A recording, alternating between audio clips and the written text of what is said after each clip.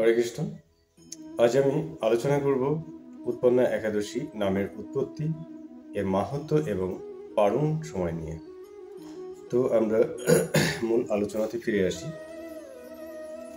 উৎপন্না একাদশী নামের মাঝে এক গভীর আধ্যাত্মিক ও ভাষাতাত্ত্বিক অর্থ রয়েছে, যা এখন আমি ব্যাখ্যা করব। শব্দটির আবিধানিক অর্থ: উৎপন্না শব্দটি সংস্কৃত ধাতু উৎ যোগ জন্ম এবং আপ্রত্যয় যোগে গঠিত। উৎ মানে উপরে, বা উৎকর্ষ বা উদ্ভব বা প্রকাশ, আর জন্ম মানে জন্ম নেওয়া বা উৎপন্ন হওয়া। সুতরাং উৎপন্না শব্দের আবিধানিক অর্থ হলো যা জন্ম নিয়েছে, বা যে জন্ম নিয়েছে বা প্রকাশিত হয়েছে, বা যার উদ্ভব হয়েছে। ব্যুৎপত্তিগতভাবে উৎ যোগ জন যোগ ঘ প্রত্যয় যোগে উৎপন্ন শব্দের সৃষ্টি, অর্থাৎ উৎ মানে উপরে বা প্রকাশ, জন্ম মানে জন্ম দেওয়া বা জন্ম নেওয়া, যা উদ্ভব হয়েছে বা প্রকাশ পেয়েছে। এখানে ব্যুৎপত্তিগতভাবে বোঝায় কোনো শুভ শক্তি বা দৈব শক্তির উদ্ভব। এখন প্রশ্ন হলো, একাদশী নাম কেন উৎপন্না হলো? উৎপন্না একাদশী এই নামের মূল কারণ পুরাণে বর্ণিত একটি গুরুত্বপূর্ণ ঘটনা। পদ্ম পুরাণ বা ব্রহ্ম বৈবর্ত পুরাণ অনুযায়ী এই একাদশী তিথিতে প্রথম পাপ ও নাশিনী একাদশী দেবীর জন্ম হয়েছিল। দেবী একাদশী ভগবান বিষ্ণু নাভি থেকে জন্মগ্রহণ করেন অসুর মূরের বিনাশ করবার জন্য। তখন ভগবান বিষ্ণু বিশ্রামে ছিলেন। অসুর মূর দেবতাদের ভীষণ কষ্ট দিচ্ছিল। দেবী একাদশী জন্ম নিয়ে সেই অসুরকে বধ করেন। তাই বলা হয় এই দিনে একাদশী দেবী উৎপন্ন হয়েছিলেন, অর্থাৎ জন্ম নিয়েছিলেন। এই কারণেই এই একাদশী তিথির নাম হয়েছে উৎপন্না একাদশী তিথি। এই তিথিতে একাদশী দেবী জন্মগ্রহণ করেন বলে এই একাদশীকে সমস্ত একাদশীর জননী বলা হয়। এবার আমি মূল বিষয়ে আসব। কৃষ্ণ সখা অর্জুন এবং ভগবান শ্রীকৃষ্ণের কথোপকথন থেকে জানতে পারি যে সত্যযুগে মূর নামে এক দানব ছিল, যার স্বভাব ছিল ভীষণ কোপন ও ভীতিপদ। একদা সে যুদ্ধে দেবতাদের পরাজিত করে স্বর্গ থেকে বিতাড়িত করে পৃথিবীতে বিচরণ করতে বাধ্য করে। তখন দেবতাগণ দেবাদিদেব শিবের নিকট গিয়ে সমস্ত ঘটনা খুলে বলে। সব জেনে দেবাদিদেব শিব দেবতাদেরকে ক্ষীর সমুদ্রে ভগবান শ্রী বিষ্ণুর কাছে পাঠিয়ে দেন। সেখানে গিয়ে জলে শায়িত ভগবান শ্রী বিষ্ণুকে দর্শন করে দেবতাগণ হাত জোড় করে স্তুতির মাধ্যমে তাদের দৈন্য ও দুঃখের কথা তাঁরা ভগবানকে জানালেন। ভগবান বিষ্ণু তখন দেবরাজ ইন্দ্রের কাছে মূর্তানব সম্পর্কে বিস্তারিত জানতে চাইলেন। ইন্দ্রিয় বললেন, পুরাকালে ব্রহ্মবংশে তালজঙ্ঘা নামে অতি পরাক্রমশালী এক অসুর ছিল। তার পুত্র মূর অত্যন্ত বলশালী, ভীষণ উৎকট এবং দেবতাদের ত্রাস। তার বাস ছিল চন্দ্রাবতীতে। স্বর্গ থেকে আমাদের বিতাড়িত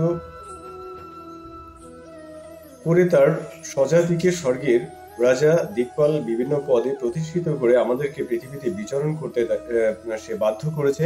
ইন্দ্রের কথা শুনে ভগবান বিষ্ণু ভীষণ ক্রোধান্বিত হয়ে চন্দ্রাবতীপুরীতে ধাবিত হলেন। ভগবান বিষ্ণুকে দর্শনপূর্বক দৈত্যরাজ পুনঃ গর্জন করতে লাগলো। মুহূর্তেই দেবতা আর অসুরদের মধ্যে তুমুল যুদ্ধ শুরু হলো। যুদ্ধে দেবতারা পরাজিত হয়ে পালিয়ে গেল। ভগবান বিষ্ণুকে দেখে দৈত্যরাজ দাঁড়াতে বললে ভগবানও ক্রোধে, রে দুরাচার, আমার বাহুবল দেখ বলে অসুর পক্ষের সমস্ত যোদ্ধাদের দিব্য বাণে নিহত করতে লাগলেন। নারায়ণের সুদর্শন চক্রের আঘাতে মূল ব্যতীত অসুরদের সমস্ত সৈন্যই ধ্বংসপ্রাপ্ত হল। মূল অসুর অস্ত্রযুদ্ধে নারায়ণকে পরাজিত করে বাঘ যুদ্ধে লিপ্ত হল। স্বর্গের হিসাবে 1000 বছর যাবৎ যুদ্ধ করে ভগবান নারায়ণ মূল অসুরকে পরাজিত করতে পারলেন না। তখন শ্রীহরি বিশেষ চিন্তান্বিত হয়ে বদ্রিকা আশ্রমে গমন করলেন। সেখানে গিয়ে সিংহাবতী নামক এক গুহায় শয়ন করলেন, যা ১ বিশিষ্ট এবং ১২ যোজন বা ৮৬ মাইল বিস্তৃত।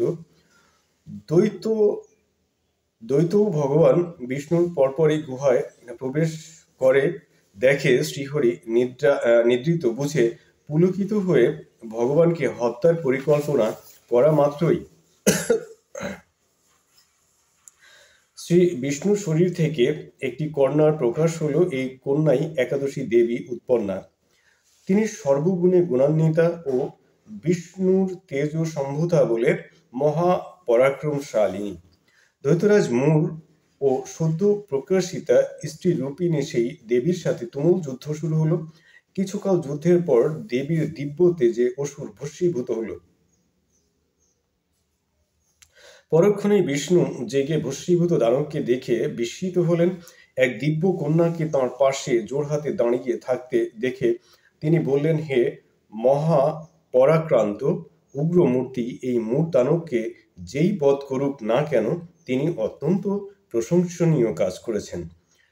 সেই কন্যা বললেন, হে প্রভু, আমি আপনার শরীর থেকে উৎপন্ন হয়েছি।